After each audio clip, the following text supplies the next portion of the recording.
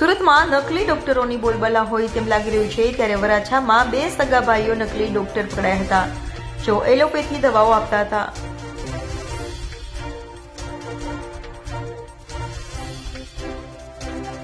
સુરતમાં નકલીની બોલબાલા વચ્ચે નકલી ડોક્ટરો પકડવાનું યથાવત હોય તેવું લાગી રહ્યું છે ત્યારે વરાછા પોલીસે બે બોગસ ક્લિનિક પર દરોડા પાડ્યા હતા. બે સગા ભાઈ જુગલ વિશ્વાસ અને મિલન વિશ્વાસ નેચરો હર્બલ ક્લિનિક ચલાવતા હતા.